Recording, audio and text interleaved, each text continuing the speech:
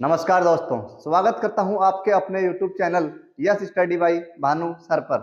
साथियों, आशा है आप सब लोग अच्छे होंगे, स्वस्थ होंगे। इसी आशा के साथ शुरुआत करेंगे आज के सेशन की। साथियों, जैसा कि अपना टॉपिक चल रहा है लोक देवियां, और आज हमारी लोक देवियों की होने वाली है अंतिम कक्षा। तो साथियों, कुछ लोक देवियां हम पढ़ चुके हैं साथियों, जिसमें हम पढ़े हैं करणी माता, जीर्ण माता, उसके अलावा आशापुरा माता हमने देख ली थी, सकराय माता। उसके साथ साथियों, हम कल लास्ट क्लास में हम देख रहे थे शीतला माता के बारे में।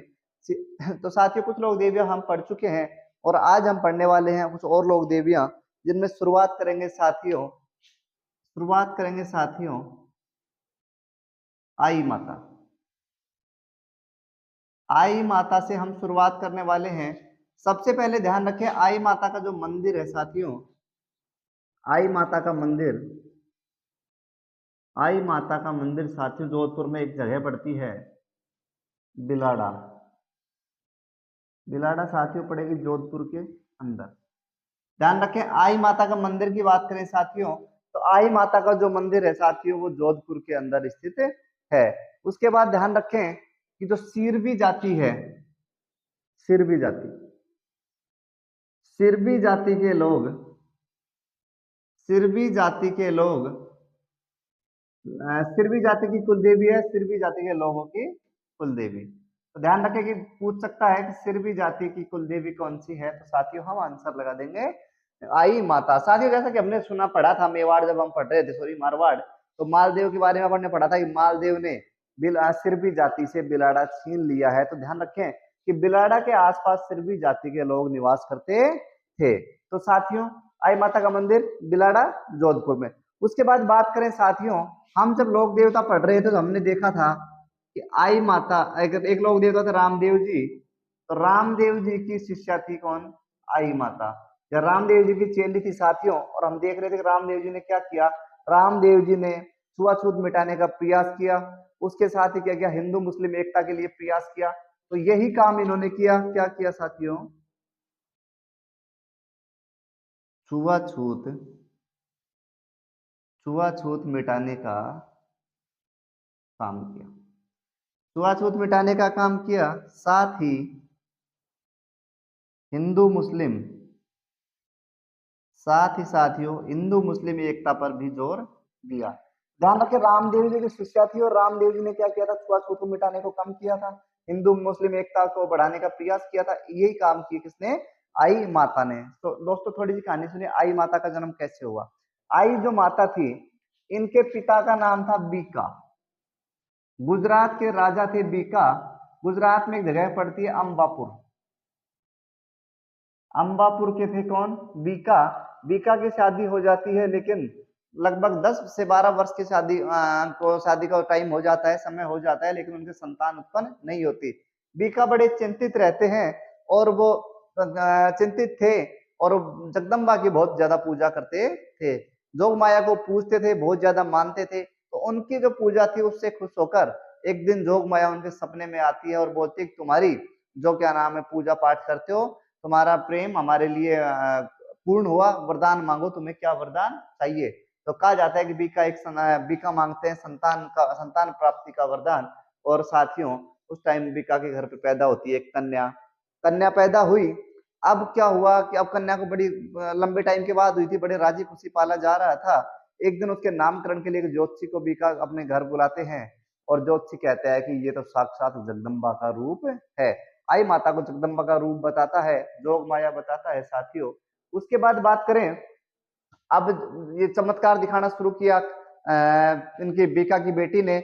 बचपन से ही चमत्कार दिखाना शुरू किया हुआ। बचपन काल में शिवरात्रि का त्योहार मनाया जा रहा था, और कहा जाता है कि उस त्योहार में एक नाग आ जाता है, जिससे सभी जनता डर कर भय से भाग रही थी। आई माता बोलती है कि ठहरो, और वो जाती है सबके पास और हाथ जोड़कर कहती है कि आप अपना स्थान ग्रहण करें, जनता को भयभीत ना करें। इस कहा जाता है कि वहीं से नाग गायब हो जाता है, अदृश्य हो जाता है। इस फिर लोग पूजने लगे, किसको? जोग माया की बड़ाई करने लगे। ऐसे ही कुछ दिन बाद महमूद जो खिलजी था, उसको ये बातें पता लगती है, और वो जोग माया से जो बड़ी हो जाती है उसे शादी का प्रस्ताव भेजता है। उसके पिता को बुलाता है दरबार में और शादी का प्रस्ताव रख देता है। बीका को गुस्सा बड़ा आता है, लेकिन क्या करे, वो मना करता है, लेकिन क्योंकि जोग माया जो थी, इसका नाम जीजी निकाल दिया था उन्होंने, जीजी। और तो जीजी ने क्या किया था, ब्रह्मचर्य का दृढ़ संकल्प ले लिया था, पूरी जिंदगी आजीवन वो ब्रह्मचर्य रहेगी। उसके बाद साथियों हुआ क्या, अब राजा को बोलते हैं बीका, महमूद महमूद जो खिलजी था उसको कहता है कि मैं एक बार जीजी से पूछना चाहता हूँ।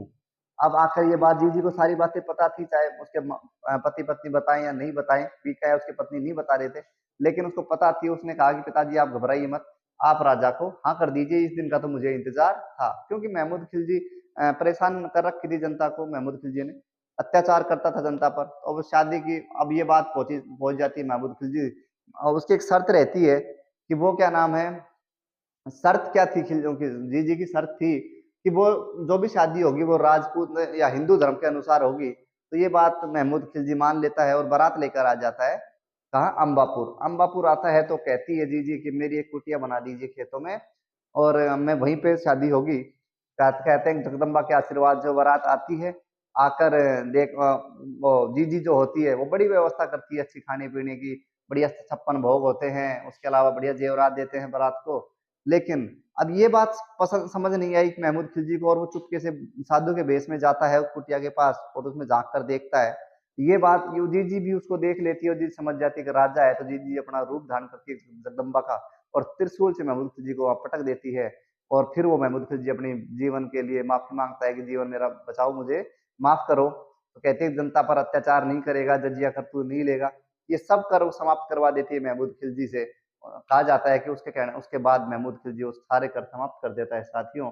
और वो जीजी फिर धीरे धीरे घूमती है गुजरात में, गुजरात के बाद राजस्थान में प्रवेश करती है, अपने एक नंदी लेती है, नंदी पर सारा अपना सामान रखकर घूमती रहती है, कुछ ग्रंथ वगैरह, और आती है लास्ट में आ जाती है कहाँ, बिलाड़ा, और बिलाड़ा में इनका मंदिर बना दिया जाता है जीजी का। तो साथियों ये कहानी थी किसकी, आई माता की। तो आई माता की बातें कुछ और देखो, इनके बारे में ध्यान रखें। इनका जो मुख्य मंदिर है उसमें दीपक से केसर टपकता है, दीपक से केसर। अब साथियों थोड़ा सा दिमाग में आएगा कि यार केसर टपकता है तो केसर तो बड़ा महंगा होता है, आज हमारे राजस्थान में अगर केसर टपक रहा है तो बहुत सा केसर हो जाता और राजस्थान पैसे वाला हो जाता। लेकिन साथियों ध्यान रखें केसर का मतलब क्या है कि लगातार प्राचीन मंदिर है, लगातार अखंड ज्योत जल रही है, और जो उसकी जो लो है उससे ऊपर जाकर धुआं जाता है तो दीवार काली हो रखी है, कहा जाता है वो काले रंग का क्षेत्र को ही केसर कहा जाता है। तो साथियों ये थी कुछ आई माता की बातें। उसके बाद देखते हैं दूसरी लोक देवी, एक बार और देख लें।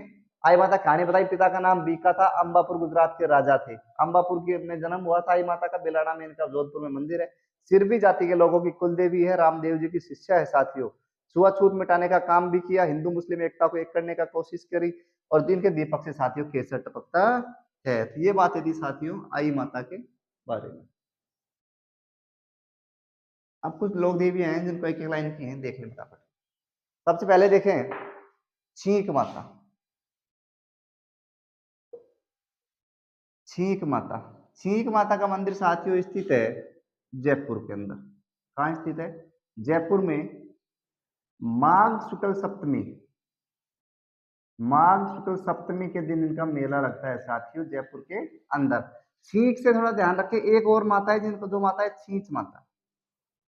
छींक और छींच में थोड़ा फर्क रखें। छींच माता साथियों है बांसवाड़ा में। कहाँ है, बांसवाड़ा में। छींच माता है बांसवाड़ा में और छींक माता है साथियों बांसवाड़ा। छींक माता जयपुर में और छींच माता है बांसवाड़ा में। थोड़ा सा ध्यान रख लें कि छींक माता जयपुर और छींच माता बांसवाड़ा। और साथियों उसके अलावा और देख ले माता, चलो और देख लेते हैं। सच्ची आय माता, सच्ची आय माता। सच्ची आय माता में देखें, थोड़ा सा सुने सच्ची आय माता के बारे में। सबसे पहले देख लें इनका मंदिर। मंदिर कहाँ है, मंदिर साथियों इनका है, जोधपुर की बात चल रही है तो जोधपुर में बताएंगे। इनका मंदिर है ओसिया के अंदर, एक जोधपुर के अंदर एक जगह है ओसिया, और ओसिया में सच्चियाय माता का मंदिर है। उसके बाद साथियों बात करेंगे और किसकी कुल देवी है ये, तो ये साथियों ध्यान रखेंगे हम, ओस वालों की कुल देवी है, ओस वालों की कुल देवी। किसकी कुल देवी है, ओस वालों की कुल देवी है कौन सी माता, सच्चियाय माता। तो ध्यान रखें खंडेल वालों कुल देवी मैंने पढ़ाया था, और ये है ओस वालों की कुल देवी। उसके बाद साथियों और बात करें इनके बारे में, थोड़ी सी बात और कर ले कि इनका जो मंदिर है ओसिया के अंदर, इसका निर्माण कौन करवाता है? तो प्रतिहार शासक थे जिनका नाम था उपल देव। प्रतिहार वंश के शासक उपल देव इस मंदिर का निर्माण करवाते हैं।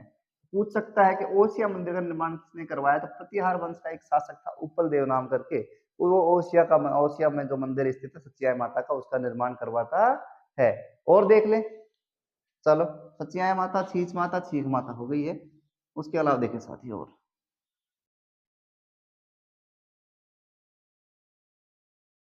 उसके अलावा देखें लटियाल माता।